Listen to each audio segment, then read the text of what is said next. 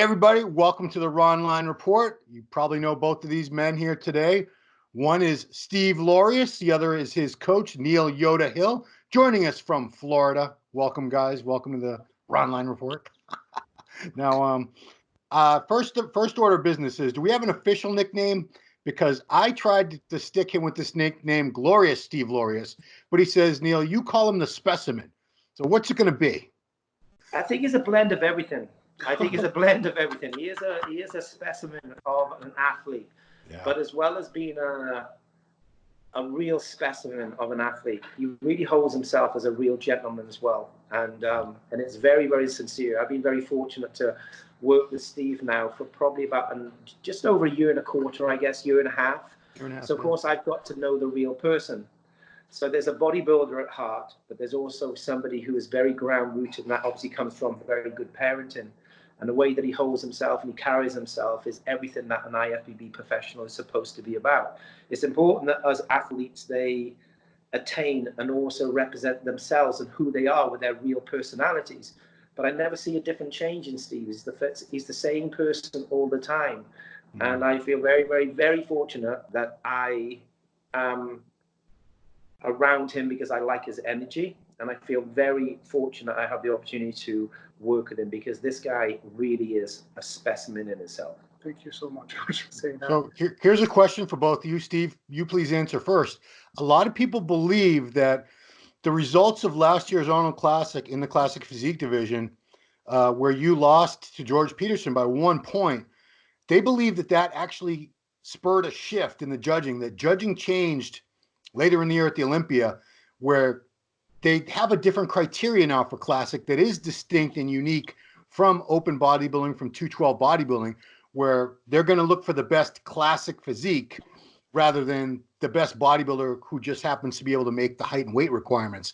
Steve, do you feel that, your loss last year at the Arnold, which was not a popular loss with a lot of people were not cool with that. Do you think that did have an impact on the judging later in the year, especially maybe at the Olympia? Well, according to the results after the Olympia, absolutely. I believe picking Bumstead over some of the guys, I think that's the route, they are looking for. That's the route they are going for. I think, whoever displays the best Classic look on stage with the line and symmetry, with a small waist and flare ties, and I believe that's a pretty much what a classical look's supposed to look like. And I think ever since the show last year has been a dramatic change on the judging. Neil, what do you think? I think it's just kind of confusing, to be honest with you, because to me, when we look at our divisions that we have, and we have an amazing federation which gives a platform for all these athletes to compete and choose a class which they feel represents them. Classic to me was always a small waist, flowing muscle bellies. It was a bodybuilding physique, but it was a beautiful flowing bodybuilding physique. It was like a Flex Wheeler type of physique. It was a Lila Brada, a Frank Zane type of physique. So to me, I felt that's what the judging was always supposed to be about. It was always supposed to about Classic, because that is what I felt that the Federation brought to the table when they first brought Classic to the stage. That being said, let's also give credit because the industry has grown so much. So maybe it's taken a little while for people to decide what is it we really want from this division. And, I do feel that Steve brought what I felt was just a perfect blend of everything at last year's Arnold. And I would say that probably 95% of people who were very neutral probably swayed towards Steve's physique. But you can't take anything away from the gentleman which won that day, because he brought an amazing package to the stage. And remember as well, he had won more than one Classic show. So he was right up there at the top. It was a very competitive class. But I do feel that it maybe created some confusion with what Classic is. And I do feel that the Classic class this year, which took place as far as the placing, definitely represented probably a more real Classic. Small waist, flow, symmetry, shape, and not a bodybuilding shape, because that's where the 212 class is, and that's where the open class is. So of course there's got to be very clear definitives. However, there's a lot of really different type of classic looks as well. You know, Steve is one type, Chris Bumstead is another type, Alex Breon. Camarero is another type, Breon is another type. I still think that Breon is a bit of a hybrid, meaning I don't think that he is real classic. I do feel he has more of a bodybuilding structure. I feel that his condition wins a lot of points, but also let's give credit. The guy is an amazing bodybuilder and he's a multi-time Mr. Olympia. And I don't feel that they got the judging wrong when he was placed first. I felt the judging was very accurate, but I also felt that, you know, they were drawn to his conditioning. And of course, you know, Steve raised the bar, and I feel that he brought a good blend of everything to the stage. So I still feel the class probably has a little bit of nurturing, but that's not down to the judging. That's just because the rapid growth, you know, the rapid growth. But I do think it's important that the athletes, when they step into the classic division, they have to know clearly what is it you want from me to bring to the stage, so I know that I'm doing everything on my side. And if they just simply don't have the shape and structure, then let's look for another division. You know, let's look for another division, because the sport, you know, the IFBB Pro League, there's nothing that comes out close to it. It's in a league of its own. It's dominating the fitness industry, rightfully so, because it is so professional with what it's bringing to the stage. But I still feel that the classic division is growing, and I'm excited. I think that the judges, and I feel how the industry's growing, is moving in the right direction. Okay, cool. So another thing that happened right after the show was, Steve, you found out that that second place did not qualify you, didn't give you enough points to go ahead and do the Olympia. You would have had to do something, some other show to get points for it. And you guys had a very, very tough decision, because obviously if you almost won the Arnold and a lot of people had you winning the Arnold, you would have been a heavy favorite for the Olympia. So what was the process that you guys went through when you talked to each other and finally came to that decision that, no, we're going to sit out the rest of 2019, which must have been an incredibly tough decision to make, considering you had almost the whole year left? Yeah, well, you know, according to the decision that Coach Neil came to, we're not chasing titles or anything. We're chasing looks. You know, we always want to bring, you know, a better package, and to actually polish your muscle, your body. You just need time to put on the muscle mass. I don't think that going to one phase of a show, caloric deficit, you would never, I don't believe you can improve that much, because you're always in a caloric deficit, trying to cut down for a show, doing a lot of cardio, so your muscles don't really take the time to recover and grow. I don't think there's a lot of growth phase during those transitioning. So taking a whole year off to really give your body a rest and take as much time to train and eat right, and, you know, just to keep your mind focused on bringing a better package for the following showing is the best thing. So we decided that taking the whole year off would be the best thing to do, because I did need some improvement, you know, on my back. We definitely need more density, chest area, and, you know, all the muscle group that needed to come out, especially hamstrings as well. So that's what we focus on. Yeah, I mean, Neil, you were so good with Flex Lewis in those formative years, And in also, taking time for off the between shows. constructive comment. Oh, can you hear me? I'm sorry. Go ahead. Yeah, there's a blur. The constructive criticism comments that came back from the judges, they wanted to see more thickness in his arms, his chest, and his back. It just wasn't possible to make that improvement on his physique and then bring all that added change and positive new muscle to the Olympia stage when we hadn't even qualified. You know, we were basically in no man's land. We had like 6 weeks or so before the next pro show. I also had to consider that I had to make sure that Steve was in a really good position as far as overall health and well-being. Right. And we could have chased, you know, a qualification and qualified. We could have done that. That just meant I would have had to keep him obviously a very low body fat percentage. I'd have brought him up a little bit and then brought him back down.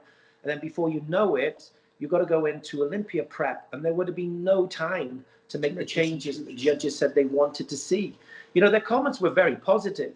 So we decided, okay, listen, we're going to listen to the judges, because they obviously know what they're doing. They know what they want. Let's step away. Let's do exactly what they ask of us. And then let's bring a physique to the stage 12 months later and say, okay, we've done our work. How does this look? you know, and I feel that Steve has worked bloody hard in the off season. Believe you me. Now, Steve, do you follow? You're back home in New York most of the time. Do you follow Neil's workouts back home in New York? Yes, absolutely, 100%. I believe that, you know, the training style and also being 100% committed to the plan is, and being honest, you know, with a lot of things that I was willing to do myself. So we do a lot more check-ins. We check in mostly every day, and we will always keep in touch. So regardless of how I feel physically, so I always, you know, ask him exactly his opinion on what I should do next. So I think the relationship, you know, we got closer that way by checking in and also checking on each other, you know, what the next steps are. Made a big improvement on the way I look right now. And the training style basically is I would say is very different than what I normally do in the past. So I used to follow more of a Dorian Yates and Ronnie Coleman type of training. But the Y3T system is basically very exhausting, and as many repetition as possible, as much weight as possible. And you have to really push and connect your mind. You know, you have to go somewhere that you've never been. You know, it's very, very hard, you know, physically. Each workout is very, very hard physically on my body. Neil, you know, I've talked to a few people like Jonathan Fleck, some people that you train, and they all say training with you is just the most brutal thing imaginable. Is it tough for you to know that he's in New York when you know, I'm sure you just guys had an amazing workout right there in Florida. You know, when you have these athletes right there with you in the gym, you can push them harder than they would ever be able to push themselves. I mean, don't you wish you could have them there all the time? Yeah, selfishly I do. You know, I wish I could selfishly have them in the UK, no distractions, in the dungeon, away from reality. But obviously that's just not possible. But also understand, Ron, is everything that we do, it has a process and it has a real scientific meaning behind it. So what I mean by that is that we can all go to the gym and we can do 20 sets.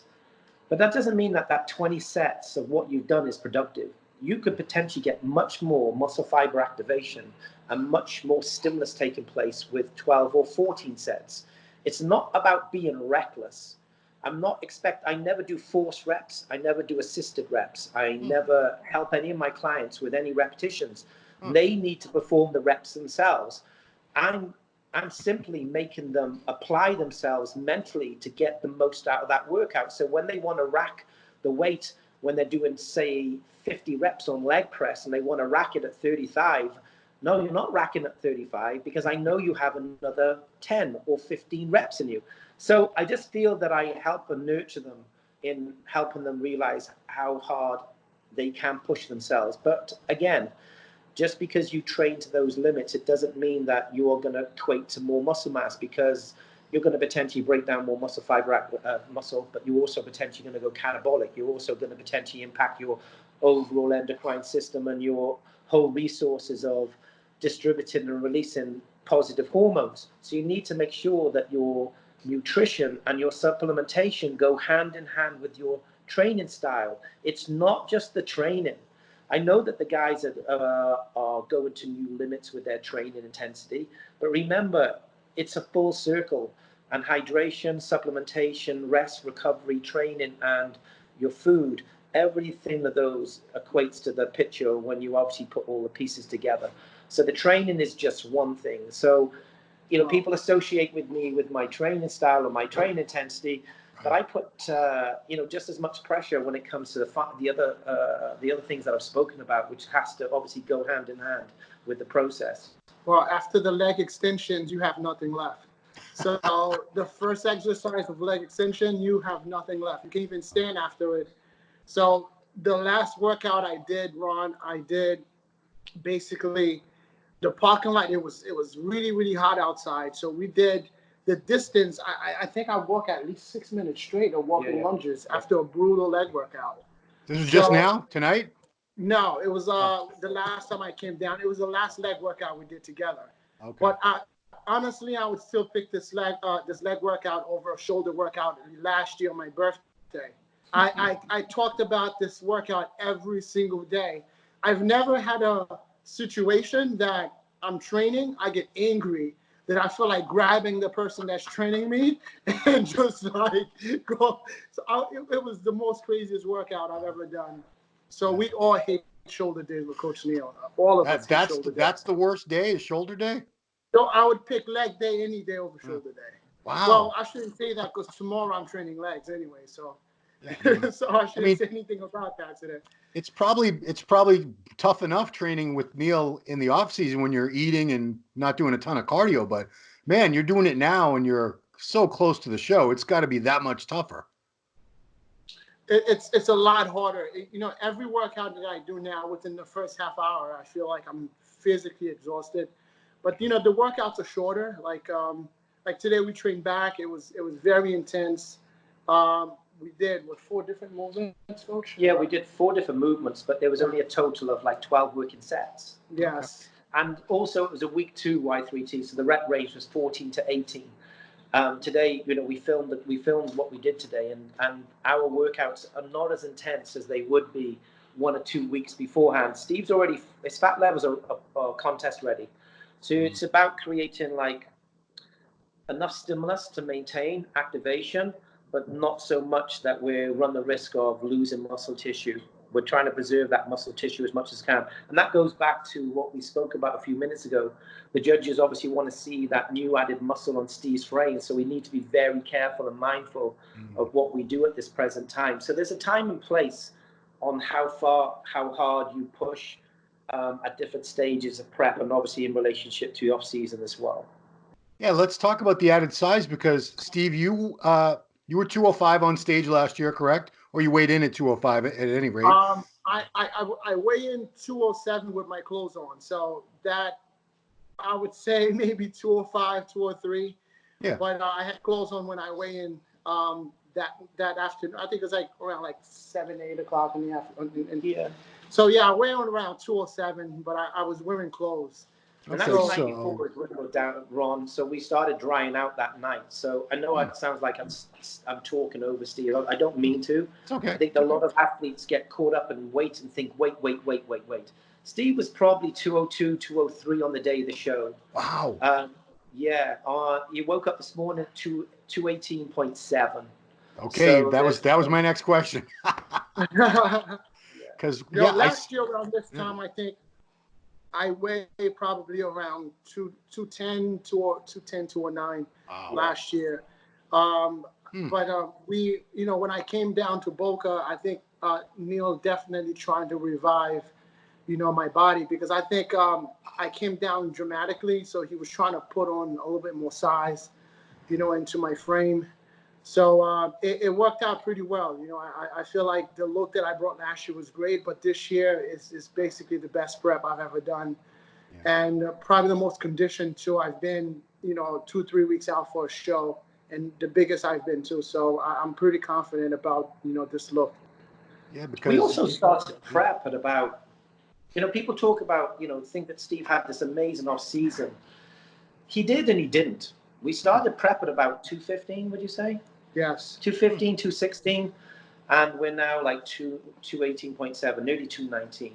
I should imagine Steve is going to probably step on stage, maybe, I'd say roughly about 210, 211, let's say 210 roughly. Okay. So that's a full 8 pound up, and you know, full 8 to 10, 9 pound up. But then let's also look at the fact that, you know, our number one objective is to get that Olympia qualification. That is the number one thing. It's about the look, and it's about qualifying for Olympia, because the sooner we can qualify, the more time we have then to make those extra changes going into the final show, which obviously is going to be the Olympia, yes?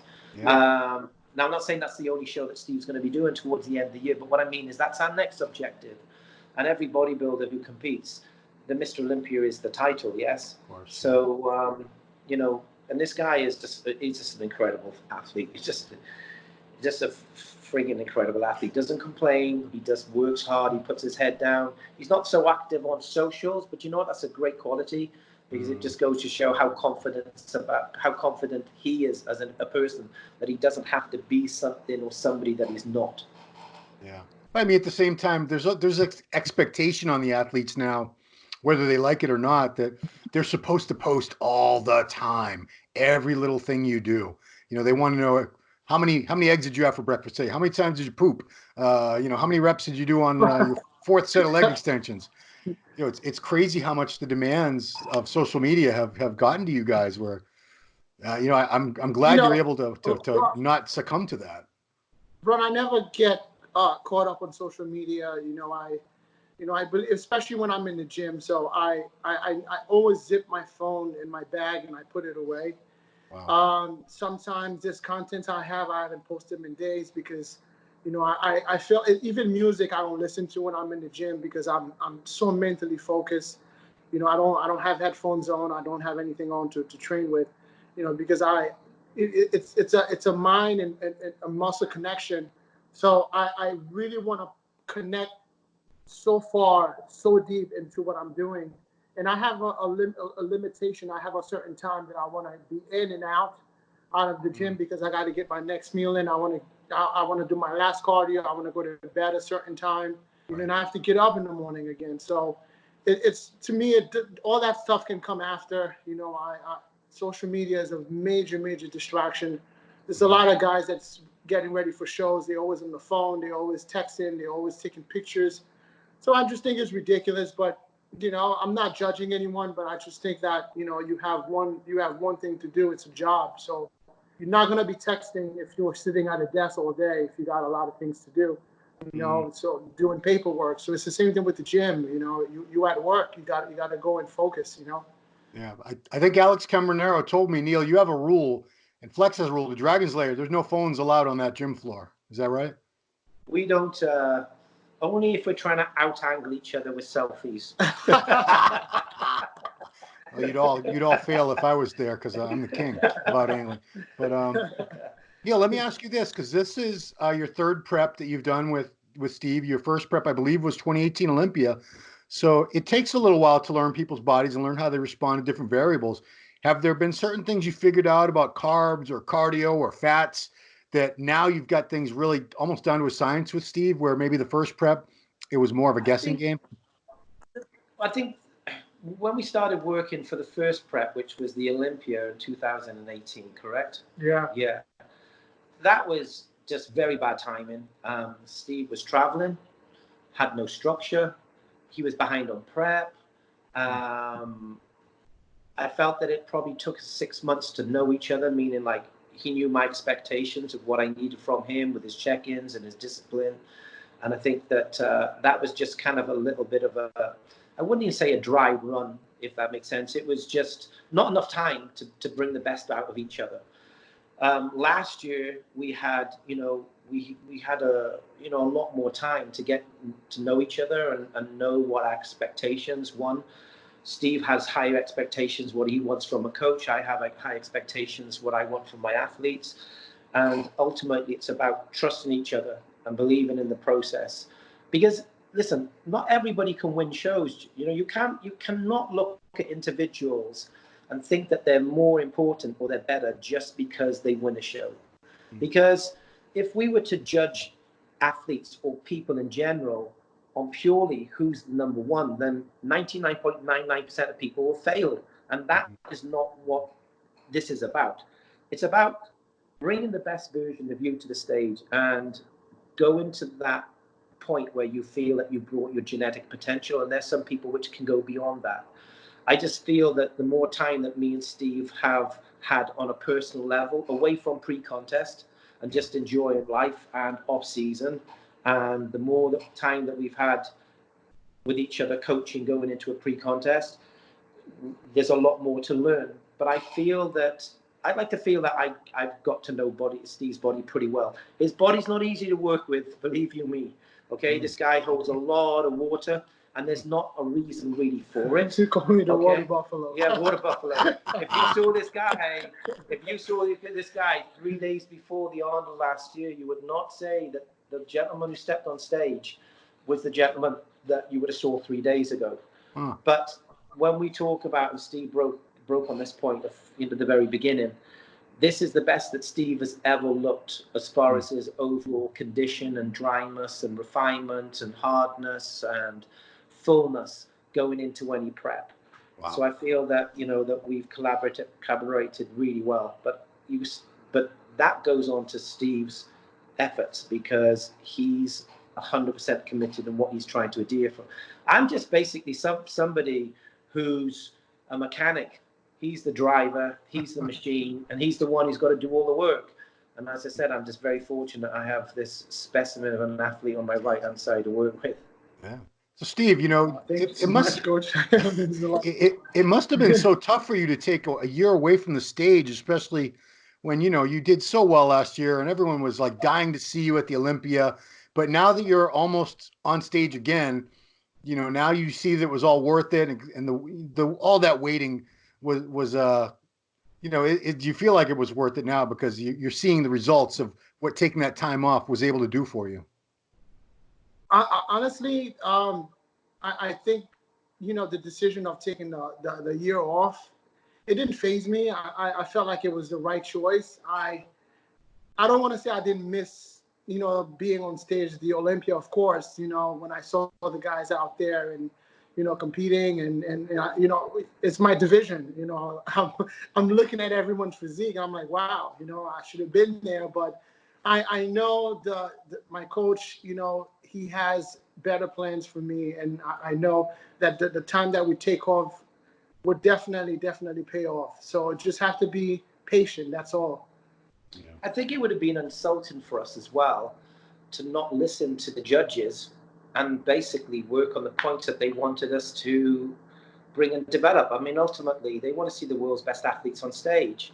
So with them giving us their feedback, if we basically just dismissed it and then brought the same package to the stage, you know, next time, okay, would we have qualified? Yes. But by the Olympia, we would not have made the improvements that they would like to see.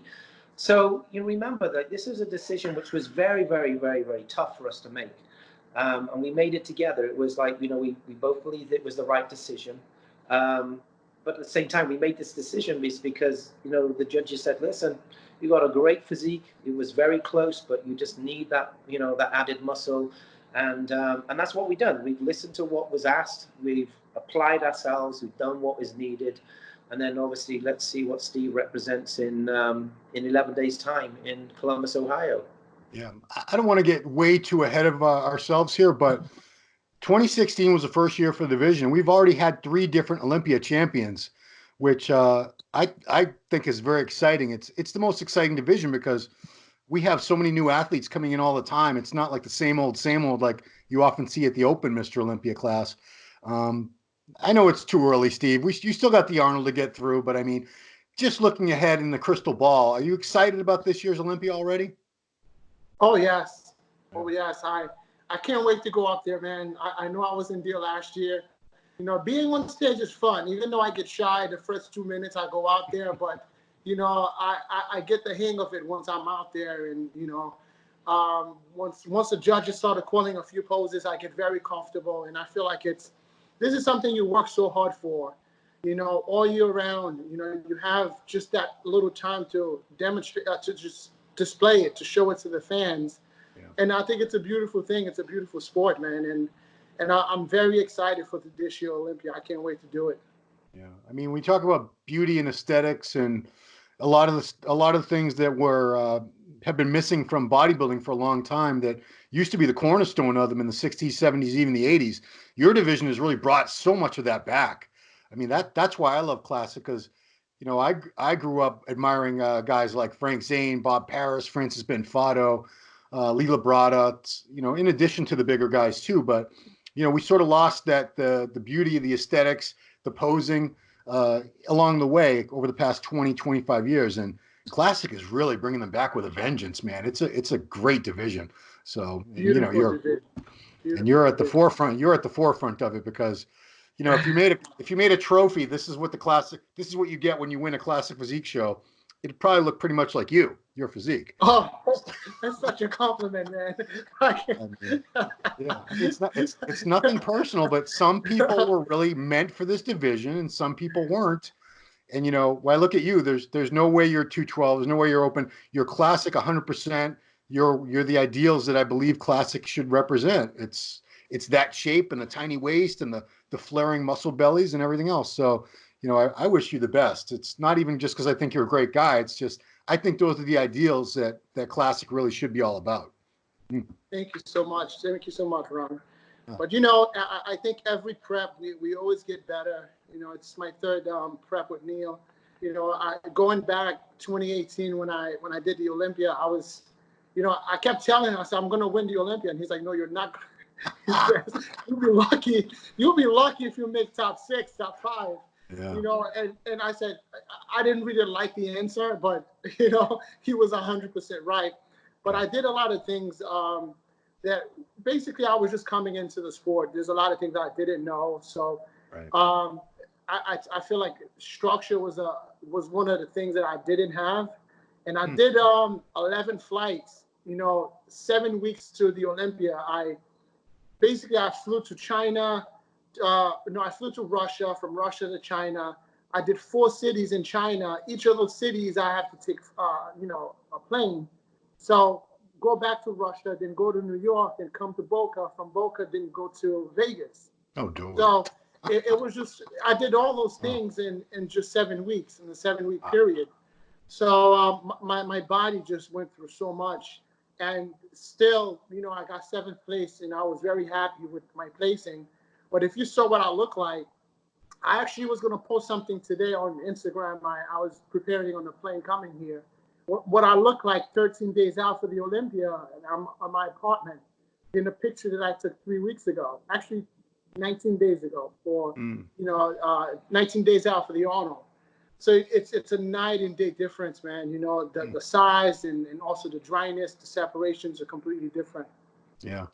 Now, Neil, you have 2 athletes going into Classic. I spoke with Alex Bernero a few days ago. It has to be tough for you because I know you're not just a coach. You become very, very invested in. That's why you don't take a lot of clients on. You're very selective with who you work with, and you know you invest a lot of your time and energy into those people, and they become your friends. So it's got to be tough for you because if Steve wins, then Alex didn't win. If Alex wins, that means Steve didn't win. You know, how tough is it for you to go to these shows when you're coaching more than one person?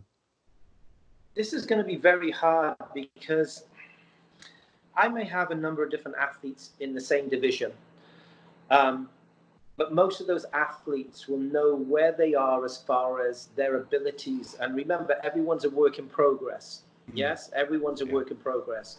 So, for instance, myself and John De La Rosa worked together last year for the first year. And we had a really good, we did very well. I felt by the Olympia, his body was tired and burnt out, and it was really hard because it happened towards the latter stages, but it was still a phenomenal year for John, considering everything. Yeah. But my point is that I genuinely believe that John is a top 6 Mr. Olympia athlete. But remember, he's a work in progress. So it may take 1 or 2 years, 3 years to get to that level. And it's not because I don't believe in him. It's just that it is a process. It doesn't happen overnight. So I may have John in the show. I may have Flex in the show. And I'm not going to favor any of those. On paper, does Flex have the ability to do better? Yes, at this present time. But hey, in 3 years' time, it could be the other way around. So I'm already prepared, and I have expectations of where I feel that they can place. So I'm already okay with that. My point is that I have 2 athletes which generally have the ability to win the show, Alex and Steve. Yeah. So my point is that I'm going to be upset because I know that they both can win this show. There are 2 polar opposites. It's an apple and an orange. And it depends what you look for, what you want. They're both classic. They're both different. So my point is that, yes, it is going to be hard for me because if Steve was that athlete, which was still a work in progress, and he still needed that extra 12, 18 months to be a realistic top 3 or challenge for the Arnold, then I'm okay with that because we know where we are. Just like Steve said a few minutes ago, he thought he was going to win the Olympia. I said, Steve, you have no chance of winning the Olympia. You don't understand what is needed on your discipline and your structure. It's not. And I remember he was very upset. He was very upset. And you would have believed me. I said, I do believe in you. It's just that you're not at that level yet. You have to understand where these athletes are, how good these athletes are. You don't realize the standard. And of course, I can remember him messaging me, actually speaking to me after prejudging. And excuse my language, he said, Coach, you should see the fucking condition of these athletes backstage. I said, Steve, I told you this is what you're up against. It's not that I don't believe that it's possible, but you have to understand the level of competition. This is something that you can reach, but it's going to take a little time. And of course, this gentleman's put the time and the attention in. He's at that level now. Listen, he's made some amazing changes. We still have a lot of work to do, between now and the Arnolds. There's still a lot of improvements to make with Steve's physique between now and the Arnolds. But he's where he needs to be, and he's actually ahead of himself. So when you consider everything, and going back to your point of view, yeah, it's going to be very hard for me, for Alex and Steve to be competing, because I'm going to be both shouting at both of them on stage. I'm both going to be praising them. I want both of the guys to win. Yeah. For me, what is my ultimate goal? I want to see first and second. I want my guys to step on stage and shine out and really represent themselves and the federation and the families, and the sponsors in a really positive light. But at the end of the day, I just want the best man to win. And whoever's the best man and who's the second and third and fourth, it's okay. I mean, we're a team ultimately. And Steve and Alex, they generally care about each other. They want what's best for each other. They are really good, close teammates, but when they step on stage, there's no team, man. It's an individual sport. So they're going to be going to war. There is none of that shit. It's basically individual, and it's time for you to do and flick that switch. There's no I in team. Isn't that what they say? But Steve, have you come to appreciate Neil's honesty? Because I've known many coaches who they'll tell their clients whatever the clients want to hear, because that keeps them happy. But, Neil has this tremendous eye for physiques, and he will always let you know exactly where you stand, which I'm guessing at this point you do appreciate. I prefer that 100%, compared to someone that was just telling me what I want to hear. If I look like shit, Neil will tell me straight up. He's like, you look like a bag of shit today, mate. I'm sorry, but just like that, he doesn't, he's just being honest, man. He's just real, You want someone to really tell you exactly, what they're looking at. If I don't look good, don't tell me I look good, So I believe it's both ways, you have to really have a good connection, working as a team. Otherwise, it's not going to work out. It doesn't matter what sport it is, it's just how it is. Yeah. I'm looking forward. There's only a few people I'm really looking forward to seeing how they're going to look at the Arnold. Rami, of course, is one, and you're probably right up there. I cannot wait to see, because if you're bigger and leaner than you were last year, and I thought you looked damn near perfect last year, good Lord, guys, come on. It's going to be insane. So we're all on the edges of our seats waiting to see what you're going to look like at the show this year, and what you guys have in store. So thank you guys for taking the time. I appreciate it very much. I know you had a long day traveling, training. Hope you get some rest. And that's it, guys. I will see you in Columbus, Ohio. Thank you so much for doing this. I'll tell you about the leg day tomorrow in Columbus when I see you. Yeah, we'll catch you at the meet and greet. You'll have to fill me in there. Cool. So thank you, Steve. Thank you, Neil. Appreciate it, guys. Everybody, thanks for watching Ronline Report with these two, Steve Laureus, Neil Hill. And we'll see Steve on stage at the Arnold Classic Physique Division next weekend in Columbus, Ohio. Thanks for watching. Thank you so much, Ron. Take it easy. Thanks, Ron. Appreciate it.